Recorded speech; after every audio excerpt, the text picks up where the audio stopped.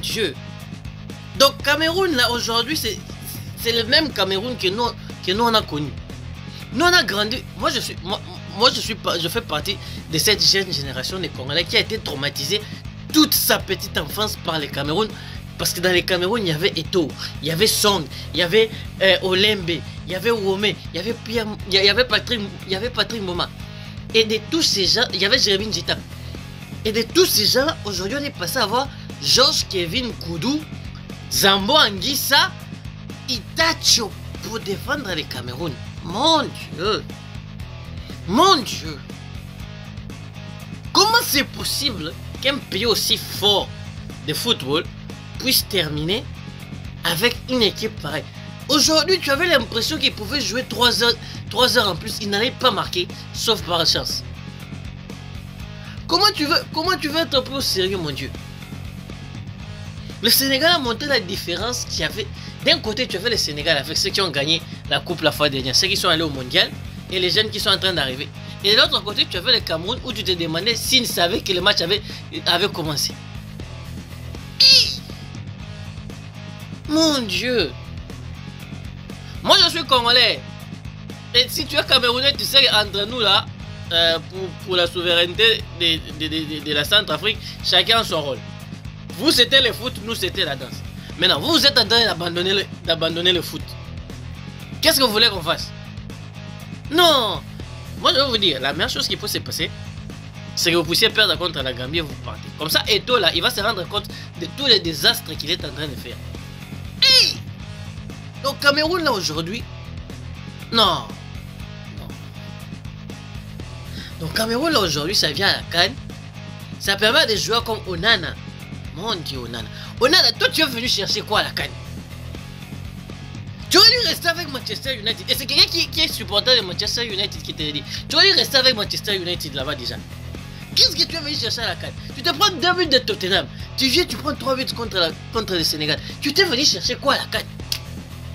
Ah! Tu cherches seulement que les gens puissent te gueuler dessus. Non, non, non, non. Non mais c'est pas possible. C'est pas possible. La seule bonne chose c'est que moi je n'avais jamais pensé, de toute ma vie je n'avais jamais pensé pouvoir voir ce jour. Et je suis en train de vivre ce jour. Et préparez-vous là les Camerounais. Préparez-vous parce que nous on a connu ça en RDC il y a beaucoup d'années. Et ça se prolonge dans le temps. Si Eto'o là il ne veut pas faire le travail, vous allez passer les années à vivre ce que nous on a vécu dans les années 90-2000. Vous allez regretter. Préparez-vous parce que ça c'est pas possible. Et évidemment avec le jeu, avec tout ce qu'ils ont fait, ils sont qualifiés les Sénégalais. Et le Sénégal c'est la preuve même d'une équipe qui fonctionne bien, d'une équipe qui grandit bien. C'est la fonction même principale de ce que doit faire une équipe de foot. Tout le monde doit venir apporter un petit grain. Avant que la CAN arrange ça, tu prenais la liste des derniers tournois de la CAF des pays et tu voyais Sénégal pas. Champion du Chan, champion des moins 23, champion des moins 20, champion des moins 17, champion de la propre CAN. Sénégal, champion pas. Pourquoi? Parce que ça travaille. Aliou Cissé, il aime tellement son pays, il aime tellement son projet qu'il travaille même sans être payé. Et vous les autres Africains, vous voulez continuer à venir inventer les histoires que l'amour du pays... Non! Et l'amour du pays ne va pas suffire à les mettre à aller gagner tout le temps. Ayez un projet. Sachez que si cette génération se termine, celle-ci vient. Apprenez de ceux qui font les bonnes choses. Le Maroc, et c'est talent incroyable. Le Sénégal qui te montre le chemin. Arrêtez de croire que tout naît d'une génération spontanée. La génération spontanée, ça ne dure pas dans le temps. Et la Guinée, franchement, aujourd'hui, ils ont souffert beaucoup plus qu'ils auraient dû. Ils ont gagné 1-0 en souffrant beaucoup plus qu'ils auraient dû. Ils sont fantastiques. Le match contre le Cameroun, ils auraient mérité de gagner. Aujourd'hui, ils gagnent logiquement. Le match contre le Sénégal, ils savent qu'en faisant match, ils sont dedans. Ils savent que même s'ils perdent de peu, ils vont être dedans. Donc, je crois que les deux équipes peuvent réellement nous donner un très bon match contre pour savoir qui va terminer premier du coup. C'est là qu'on va savoir si la Guinée parle des choses sérieuses. Ne venez pas faire les choses comme vous faites d'habitude là. Quand ça devient un match sérieux, vous disparaissez. Non. Venez montrer de quoi vous êtes capable. Et si c'est possible, gagnez-les au Sénégal. Parce que sinon, ça va être compliqué pour le reste, pour la suite du tournoi. Mais vous jouez très bien les Guinéens. Vous jouez très bien les Guinéens. J'attends juste que votre buteur soit prêt. Guirassy, quand il va être prêt, qu'il va jouer, il va faire, avec cette équipe, il va faire des merveilles. Il va faire des merveilles. Et ça, c'est le classement aujourd'hui. 6 points Sénégal, 4 Guinée, 1 Cameroun, 0 Gambie. Moi, je suis de Centrafrique. Et même si je n'aime pas les Cameroun, parce que ça m'a traumatisé toute mon enfance, je veux qu'on puisse avoir un représentant de Centrafrique.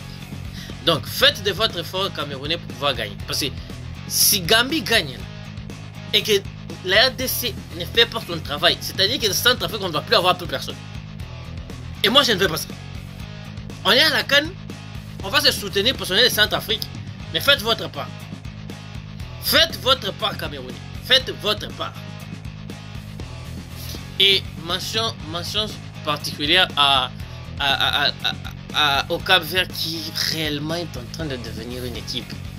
Moi, je ne sais pas. C'est pas tout le temps l'histoire des talents. Le Cap-Vert, c'est aussi une histoire de passion. Et tu vois que à chaque CAN, il joue mieux. Tu vois qu'à chaque CAN, ça progresse. C'est comme la Guinée équatoriale. Ce sont des projets qui sont pris au sérieux. Évidemment qu'il y a les binationaux dedans. Mais il y a aussi un projet tout derrière pour les faire comprendre que tu viens représenter le pays, que ça doit évoluer de cette façon, que ça doit aller dans cette direction, que l'on doit faire ça, que l'on doit faire ci. Et la preuve, c'est que aujourd'hui, face au Mozambique, sans réellement forcer, ils ont terminé par gagner un match de façon qu'ils méritaient. C'était tellement clair qu'ils allaient gagner. Comme c'était tellement clair qu'après avoir fait le match contre le Ghana, qu'ils méritaient de se qualifier. Et là, ils sont qualifiés. Ils vont être parfaits. Ils vont être au prochain tour. Il faut espérer qu'au prochain tour, le tirage puisse se donner quelqu'un de bien pour qu'ils puissent continuer à avancer. Parce que c'est une très belle histoire qu'ils sont en train d'écrire. Ils méritent d'être là où ils sont. C'est tellement mérité qu'ils vont terminer premier du groupe. Peu importe ce qui se passe dans la dernière journée. Ils vont terminer premier du groupe. Dans un groupe où il y a l'Égypte et où il y a le Ghana. Tu te rends compte de ça. Premier du groupe dans un groupe où il y a l'Égypte qui en a gagné 7. Le Ghana qui en a gagné, je crois, 4. Le Cap-Vert n'a rien gagné. Le Cap-Vert est en train de grandir à chaque pas. Ils vont terminer premier d'un groupe comme ça. Quand tout le monde aurait pensé qu'ils termineraient dans les meilleurs troisièmes. Mon Dieu.